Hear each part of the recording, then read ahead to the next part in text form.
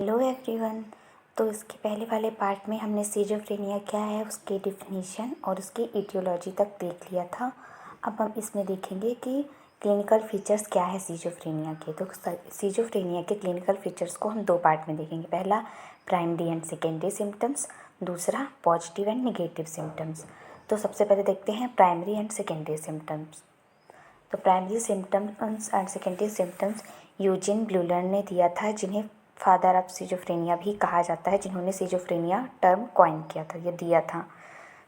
Primary symptoms को associate fundamental symptoms भी कहा जाता है। प्राइमरी सिम्टम्स हमको मेनली क्या देखना होता है, 4A देखने होते हैं। 4A से मतलब A for affective disturbance, A for associated disturbance, A autistic thinking और A एम्बिवेलेंस। तो ये 4A देखने होते हैं। जिस पेशेंट में ये 4A प्रेजेंट है, ये प्राइमरी सिम्टम, उनके साथ साथ सेकेंडरी सिम्टम्स भी प्रेजेंट है, तो उसको सिजोफ्रेनिया। तो चलिए देखते हैं 4A क्या क्या होती है। सबसे पहले affective disturbance, flat affect, inappropriate affect. मतलब इसमें क्या होगा, जो पेशेंट है उसका जो अफेक्शन लेवल होगा, मतलब वो किसी से अटैचमेंट नहीं रहेगी उसकी, वो किसी भी पर्सन के साथ अटैच नहीं होगा, उसका किसी भी पर्सन के साथ लगाव नहीं होगा, स्नेह नहीं होगा, वो एकदम न्यूट्रल रहेगा पर्सन, ठीक है। और associative disturbance means inability to think logically. जो पर्सन होगा ना, वो लॉजिकली थिंक नहीं कर पाएगा, मतलब वो जो भी सोचेगा उसका कोई भी लॉजिक नहीं होगा। और आर्टिस्टिक थिंकिंग मीन्स वो एक्सटर्नल रियलिटी से उसका लेना देना बहुत ही कम हो जाएगा। और एम्बिवैलेंस मीन्स वो कन्फ्लिक्ट में रहेगा कि करे कि ना करे। एसोसिएटेड डिस्टर्बेंस के मीन्स वो बहकी बहकी बातें करेगा, ऐसी बातें करेगा जिसका कोई भी लॉजिक, कोई भी सेंस नहीं है। और आर्टिस्टिक थिंकिंग में बाहर की रियलिटी से, मतलब अगर सिजोफ्रेनिया वाले पेशेंट बैठा है और वो अपने काम में भी है, सामने वाले पर्सन आपस में लड़ाई कर रहे हैं, कुछ भी कर रहे हैं, मारपीट कर रहे हैं, उसका उन पर्सन की तरफ बिल्कुल भी ध्यान नहीं जाएगा, वो अपनी ही दुनिया में एकदम बिजी रहेगा। और एम्बिवैलेंस मीन्स उसके मन में चलेगा कि मैं ऐसा करूं कि ना करूं, कॉन्फ्लिक्ट रहेगा उसमें।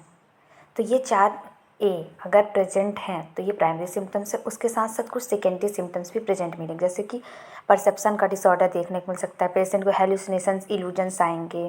हेलुसिनेशंस मीन्स वो चीज़ें भी दिखाई देंगी जो एग्जिस्ट ही नहीं कर रही। इल्यूजन्स मीन्स जैसे कि वो रस्सी को सांप वगैरह समझना, ये ऐसी चीज़ें करेगा। डिसऑर्डर ऑफ थॉट, उसकी जो सोचने की शक्ति होगी ना, वो उसमें डिस्टर्बेंस आ जाएगा, थॉट ब्लॉक हो जाएंगे, कुछ अच्छे से सोच नहीं पाएगा। Disorder of motor activity means echolalia, echopraxia, mannerism और स्टूपर। तो इकोलेलिया मीन्स मतलब वो एक ही वर्ड को बार बार रिपीट करेगा। इकोप्रेक्सिया मीन्स वो सामने वाला पर्सन जो एक्टिविटी कर रहा, जो एक्शन कर रहा, वही पर्सन वही एक्टिविटी, एक्शन को वो बार बार करेगा।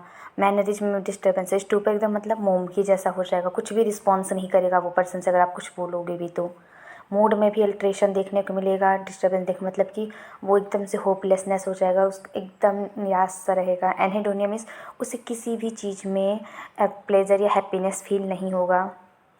अटेंशन है वो भी उसका कम हो जाएगा, मतलब वो बहुत जल्दी डिस्ट्रैक्ट हो जाएगा वो पर्सन, उसका बिहेवियर भी डिस्टर्बेंस हो जाएगा। मतलब हेलुसिनेशंस, इल्यूजन्स, परसेप्शन के डिसऑर्डर देखने को मिल सकते हैं, थॉट के डिसऑर्डर, मोटर एक्टिविटी के डिसऑर्डर, मूड में भी चेंज आ जाएगा, अटेंशन भी डिक्रीज हो जाएगी और बिहेवियर भी डिस्टर्ब हो जाएगा। तो जिस पेशेंट में ये प्राइमरी और सेकेंडरी सिम्टम्स प्रेजेंट है, इट मीन्स उसको सिजोफ्रेनिया है। उसके बाद एक और है जिसे कहते हैं पॉजिटिव एंड निगेटिव सिम्टम्स। तो पॉजिटिव और निगेटिव सिम्टम्स के बेसिस में भी सिजोफ्रेनिया को डायग्नोस किया जाता है। Positive symptoms are deviant symptoms means that are present but should be absent. Positive symptoms indicate that client has lost touch with reality and primarily involves delusion and hallucinations. Negative symptoms are deficient. तो positive symptoms means positive symptoms को deviant symptoms भी कहा जाता है, मतलब जो symptoms को absent होना चाहिए लेकिन वो पेशेंट में प्रेजेंट है। जैसे कि क्लाइंट जो है, जो पेशेंट है हमारा, उसका जो रियलिटी से है, वास्तविकता से आपको लेना देना बहुत ही कम हो गया है और वो डिल्यूजन्स और हेलुसिनेशंस में रह रहा है। डिल्यूजन और हेलुसिनेशन ये वो सिम्टम्स है जो एब्सेंट होने चाहिए लेकिन प्रेजेंट है। तो ये हो गया पॉजिटिव सिम्टम्स, समझ में आया। निगेटिव सिम्टम्स मीन्स डिफिसिट, मतलब जो नॉर्मल सिम्टम्स होते हैं, जो नॉर्मल कैरेक्टरिस्टिक्स होते हैं एक पर्सन के, वो भी एब्सेंट हो गए हैं।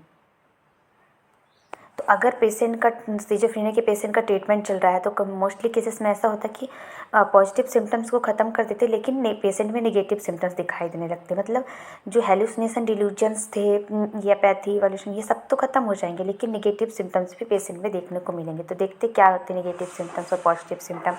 पॉजिटिव सिम्टम्स अगर हम सिजोफ्रेनिया के पेशेंट का ट्रीटमेंट करें उसको मेडिकेशन के थ्रू, थेरेपीज के थ्रू, तो जैसे कि उसको हेलुसिनेशन है, जो चीज़ नहीं है वो दिखाई दे रही है कि ये रॉकेट जा रहा है, ये पिंक कलर का एलिफेंट मैन देखा, ऐसे कुछ भी चीज़ें दिखाई दे रही है। डिल्यूजन में वो कुछ भी फॉल्स परसेप्शन कर रहा है। एजिटेशन में से वो बहुत ज़्यादा एग्रेसिव हो रहा है, बहुत ज़्यादा गुस्सा आ रहा है, डाउट में रह रहा है, सस्पिशियस है, संदेह करता है लोगों पे, हॉस्टिलिटी है, उसका जो बिहेवियर है वो डिस्टर्बेंस हो गया, वो जो बोलता है उसमें भी डिस्टर्बेंस आ गया। तो अगर हम ट्रीटमेंट करेंगे पेशेंट का तो ये सारे सिम्टम्स तो चले जाएंगे लेकिन पेशेंट में निगेटिव सिम्टम्स देखने को मिलेंगे। निगेटिव सिम्टम्स मीन्स जो कैरेक्टर्स जो होते हैं नॉर्मल पर्सन में प्रेजेंट होते हैं वो भी एब्सेंस हो जाएंगे। जैसे कि अपैथी, पेशेंट का किसी भी चीज़ में इंटरेस्ट नहीं रहेगा, पेशेंट में मोटिवेशन की कमी हो जाएगी जिसे एवोल्यूशन कहते हैं। पेशेंट का जो थॉट है वो ब्लॉक हो जाएंगे, पेशेंट सोशली बिल्कुल अलग हो जाएगा, लोगों से सोशल विथड्रॉल कर लेगा, एकदम म्यूटिज में रहेगा, एनहेडोनिया से किसी भी चीज़ में हैप्पीनेस फीलिंग नहीं होगी।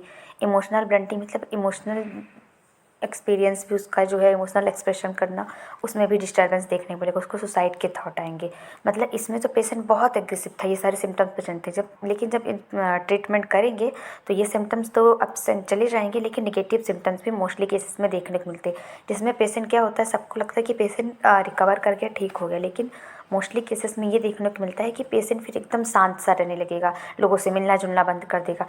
अब वो एग्रेसिव तो नहीं है, उसको हेलुसिनेशंस डिल्यूजन्स इल्यूजन्स कुछ भी नहीं हो रहे हैं, लेकिन अब क्या होगा, पेशेंट सोसाइटी से अलग रहने लगेगा, किसी से बातचीत नहीं करेगा, आसान ऐसे आराम से ऐसे ही बैठे रहेगा, किसी से कोई इंटरेस्ट नहीं दिखाएगा, लोगों से बातें करने में डरेगा, उसे किसी भी चीज़ में हैप्पीनेस महसूस नहीं होगी, उसके मन में सुसाइड के थॉट आएंगे। तो इसके लिए क्या करते हैं फिर जो साइकेट्रिस्ट होते हैं वो देखते हैं कि पेशेंट अपन एग्रेसिव बिहेव तो नहीं कर रहा लेकिन अब नॉर्मल भी बिहेव नहीं कर रहा, तो उसका फिर से ट्रीटमेंट चलता है जिसके बाद उसमें पेशेंट में निगेटिव सिम्टम्स को भी कम कर दिया जाता है या ख़त्म कर दिया जाता है और फिर पेशेंट नॉर्मल हो जाता है। तो ये होते हैं पॉजिटिव एंड निगेटिव सिम्टम्स और primary and secondary symptoms. Next video में हम टाइप्स ऑफ सिजोफ्रेनिया देखेंगे। आई होप आपको मेरी वीडियोज़ पसंद आ रही हो तो please like share and subscribe my channel.